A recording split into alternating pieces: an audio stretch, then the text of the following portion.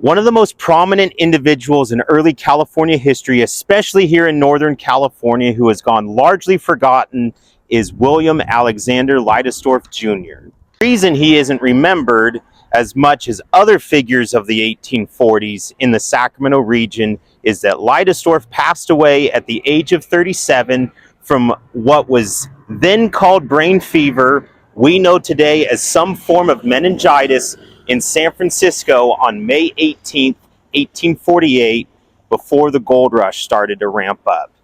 William Leidesdorff was born in St. Croix, West Indies. He was the eldest son of Wilhelm Leidesdorff, a Danish sailor of Jewish descent, and Anna Marie Sparks, a woman of mixed African, Indigenous, and Spanish descent. At the age of 24, Leidesdorff migrated to New York and became an American citizen. He held a master's license as a ship's captain and captained the ship, the Julian, from New York to Monterey, the capital of Mexican California, in 1841. William soon after moved to Yerba Buena, now known today as San Francisco, and established commercial relations with Hawaii, other merchants in California, and the Russian-American Company. William Leidesdorff became a representative for the Russian-American Company and handled John Sutter's payments to the Russians after John Sutter purchased Fort Ross just north of Bodega Bay.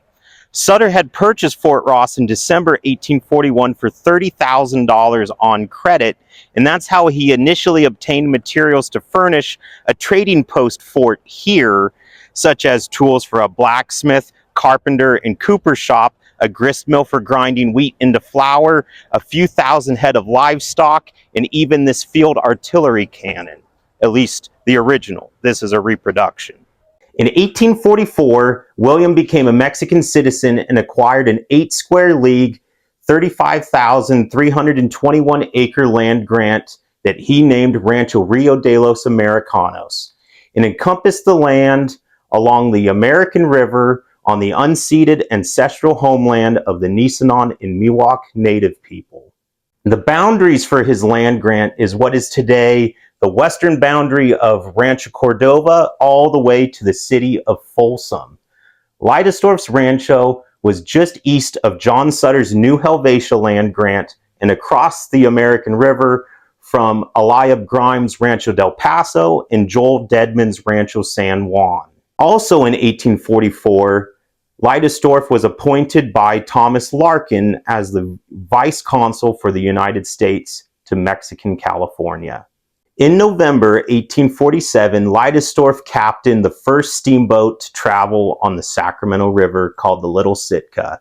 It was a 37-foot steamer that faced a lot of criticism from the beginning for its very slow speed. On December 4th, 1847, it was noted in the New Helvetia Diary, the fort's daily logbook, afternoon, this little steamboat arrived here from San Francisco, having had voyage of 7 days.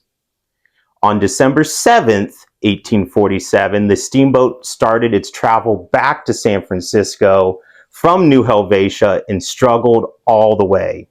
The California Star newspaper in San Francisco reported that a team of oxen could travel faster than this steamboat. Despite the criticism that newspapers gave it, the Little Sitka pioneered a way of steam navigation on the Sacramento River, which became very prominent during the California Gold Rush. Considered one of the founders of San Francisco, William Alexander Leidesdorff is buried at Mission Dolores. He never married and had no heirs. Captain Joseph Folsom purchased Leidesdorff's land grant from Leidesdorff's family in St. Croix, and they were never informed of its close proximity to where gold was found. After all, Leidesdorff had the closest legal title in the form of a land grant to where James Marshall found gold on the American River, which was in Coloma on January 24th, 1848. Today, a 15-mile stretch of Highway 50 here in Sacramento is named in honor of William Alexander Leidesdorff, and there are 2 streets in California named after him, one in Folsom and one in San Francisco.